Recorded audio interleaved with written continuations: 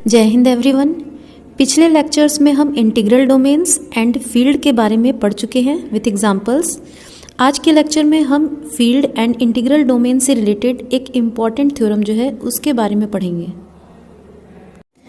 तो चलिए दोस्तों, पहले आज के थ्योरम को समझ लेते हैं। अकॉर्डिंग टू दिस थ्योरम, हर फील्ड एक इंटीग्रल डोमेन भी है, लेकिन हर इंटीग्रल डोमेन एक फील्ड हो ऐसा ज़रूरी नहीं। मान लीजिए हमारे पास एक फील्ड है कैपिटल एफ, तो ये बात तो पक्की है कि ये फील्ड जो है वो एक इंटीग्रल डोमेन भी है। लेकिन अगर हमारे पास कोई एक इंटीग्रल डोमेन है तो ये ज़रूरी नहीं कि ये एक फील्ड भी हो। ये इंटीग्रल डोमेन कभी फील्ड हो भी सकता है और ऐसा भी पॉसिबल है कि ये इंटीग्रल डोमेन फील्ड ना हो। तो प्रूफ को स्टार्ट करने से पहले चलिए एक बार फील्ड एंड इंटीग्रल डोमेन की डेफिनेशन को फिर से समझ लेते हैं। मान लीजिए हमारे पास एक non empty set capital F और दो ऑपरेशंस हैं प्लस एंड डॉट। तो ये algebraic structure F plus dot एक फील्ड बनाता है। उसके लिए सबसे पहले इस अलजेब्राइक स्ट्रक्चर को एक रिंग होना पड़ेगा। ये रिंग एक कॉम्यूटेटिव रिंग होगी। थर्ड कंडीशन फील्ड होने के लिए कि इस रिंग के पास जो है वो मल्टीप्लिकेशन के लिए यूनिटी एलिमेंट होगा। और लास्ट कंडीशन फील्ड होने के लिए ये है कि कैपिटल एफ के हर नॉन ज़ीरो एलिमेंट का मल्टीप्लिकेटिव इन्वर्स भी कैपिटल एफ के अंदर ही होगा। इंटीग्रल डोमेन होने के लिए इस algebraic structure F plus dot को सबसे पहले एक रिंग होना पड़ेगा। सेकंड कंडीशन के अकॉर्डिंग इंटीग्रल डोमेन होने के लिए ये रिंग एक कॉम्यूटेटिव रिंग होनी चाहिए। थर्ड कंडीशन ये है कि इस रिंग के पास मल्टीप्लिकेशन के लिए यूनिटी एलिमेंट होना चाहिए। और फोर्थ एंड लास्ट कंडीशन जो है वो ये है कि ये रिंग विदाउट ज़ीरो डिवाइजर्स होगी। यानी अगर किन्हीं दो एलिमेंट्स ए एंड बी जो कि कैपिटल एफ के एलिमेंट्स हैं उन पर हम ऑपरेशन डॉट को लगाते हैं और वो वैल्यू इक्वल ज़ीरो है, तो ए या बी में से किसी एक को कम से कम ज़ीरो ज़रूर होना पड़ेगा। तो चलिए थ्योरम को प्रूफ करने के लिए मान लेते हैं हमारे पास एक फील्ड है capital F with respect to operation of addition and multiplication, और हमें प्रूफ करना है कि ये फील्ड एक इंटीग्रल डोमेन भी है। अब क्योंकि f एक फील्ड है तो डेफिनेशन ऑफ फील्ड से ये चार कंडीशन सेटिस्फाइड हैं for f and operation of addition and multiplication.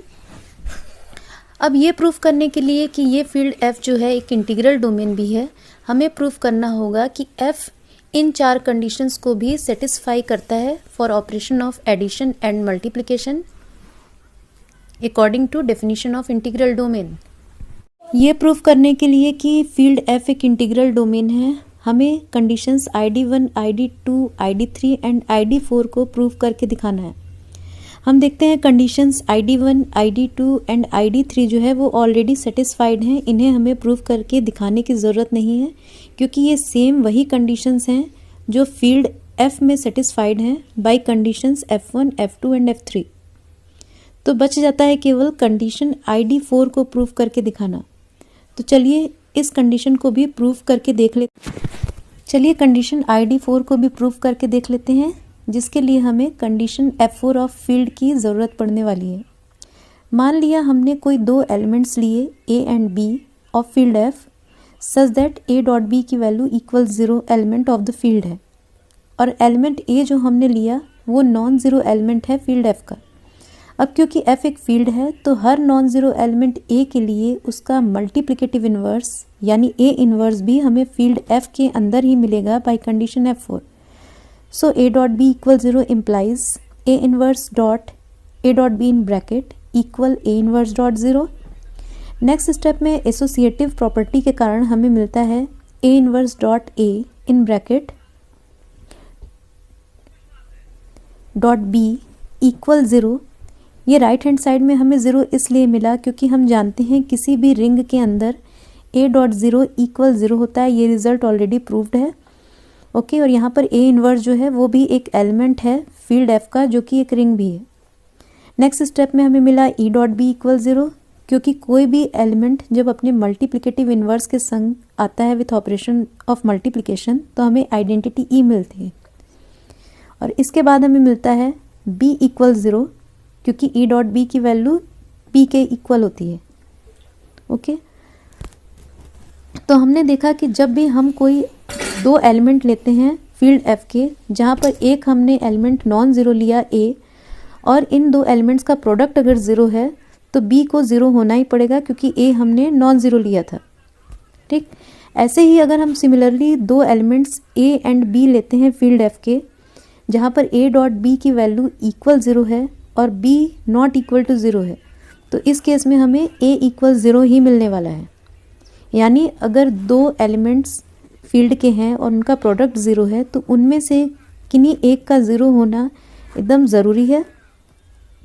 यानी कंडीशन ID4 जो है वो भी सेटिस्फाइड है, ये फील्ड जो है वो विदाउट ज़ीरो डिवाइजर्स भी है। तो इससे हमें पता चलता है कि ये फील्ड जो है F प्लस डॉट वो एक इंटीग्रल डोमेन भी है। सो हमने ये प्रूफ करके दिखा दिया कि every field is an integral domain. Now let me ask you a question, is an integral domain a field? Try to think and reply.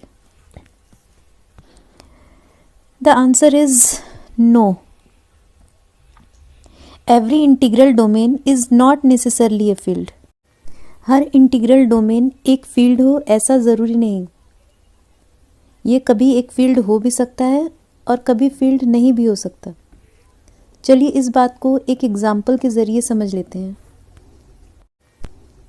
Set of integers z with operation of ordinary addition plus and ordinary multiplication dot एक integral domain form करता है। ये हम पिछले lectures में already discuss कर चुके हैं, फिर भी चलिए एक बार फिर से इसे देख लेते हैं। कंडीशन ID1 के अकॉर्डिंग हम सभी जानते हैं कि सेट z जो है वो प्लस एंड डॉट ऑपरेशन के संग एक रिंग फॉर्म करता है। हम सभी ये भी जानते हैं कि ये रिंग जो है एक कॉम्यूटेटिव रिंग है, यानी कंडीशन ID2 जो है वो भी सेटिस्फाइड है for this ring. Condition ID3 के अकॉर्डिंग इस रिंग के पास यूनिटी एलिमेंट भी है फॉर ऑपरेशन ऑफ मल्टीप्लिकेशन, क्योंकि 1 जो कि यूनिटी एलिमेंट है फॉर मल्टीप्लिकेशन वो एक इंटीजर है, यानी z के अंदर प्रेजेंट है। कंडीशन ID4 भी सेटिस्फाइड है यहाँ पर, क्योंकि ये जो रिंग है ये विदाउट ज़ीरो डिवाइजर्स है। यानी अगर हम कोई भी दो non zero integers a and b लेते हैं तो हम सभी जानते हैं उनका प्रोडक्ट भी एक नॉन ज़ीरो इंटीजर ही होगा। फॉर एग्जाम्पल, अगर हम इंटीजर्स 2 एंड 3 का प्रोडक्ट करते हैं जो कि नॉन ज़ीरो इंटीजर्स हैं, तो उनका प्रोडक्ट भी एक नॉन ज़ीरो इंटीजर्स है, यानी 6।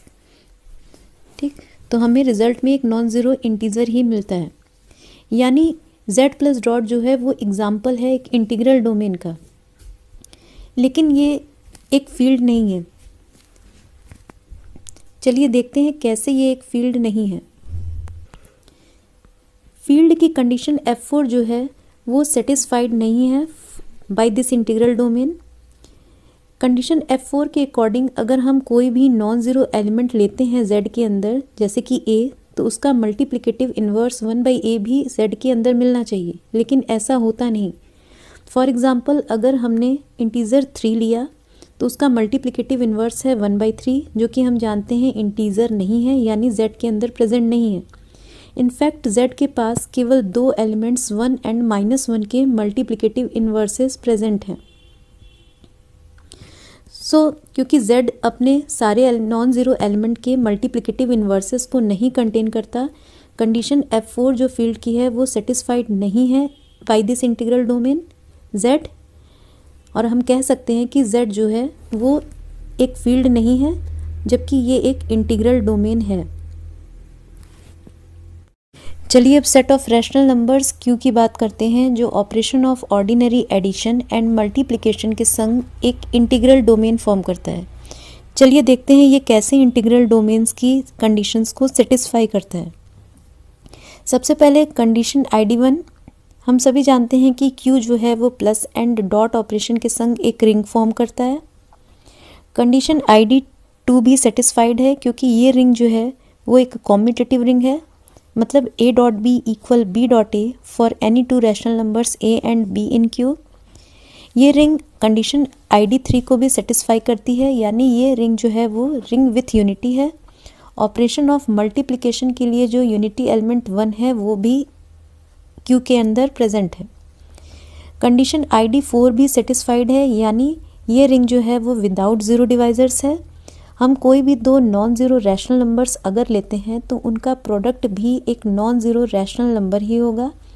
फॉर एग्ज़ाम्पल अगर हम non zero rational numbers 2/3 and 1/3 लें तो हमें प्रोडक्ट करने पे मिलता है 2/9 जो कि एक नॉन ज़ीरो रैशनल नंबर है। यानी Q जो है वो एग्जाम्पल है एक इंटीग्रल डोमेन का with respect to operation plus and dot. ध्यान देने वाली बात यह है कि सेट ऑफ रैशनल नंबर्स इन दोनों ऑपरेशन के संग एक फील्ड भी फॉर्म करता है, क्योंकि ये अपने पास अपने हर नॉन ज़ीरो एलिमेंट के मल्टीप्लिकेटिव इन्वर्सेस को भी कंटेन करता है। फॉर एग्जांपल 2/3 एक नॉन ज़ीरो एलिमेंट है जिसका मल्टीप्लिकेटिव इन्वर्स है 3/2 और वो भी एक रैशनल नंबर ही है, यानी ये एक फील्ड भी है। सो इन दो एग्जाम्पल्स से हम ये कंक्लूड कर सकते हैं कि हर इंटीग्रल डोमेन ये ज़रूरी नहीं है कि फील्ड भी हो। Means every integral domain is not necessarily a field. कुछ इंटीग्रल डोमेन्स फील्ड भी होते हैं और कुछ इंटीग्रल डोमेन्स फील्ड नहीं होते।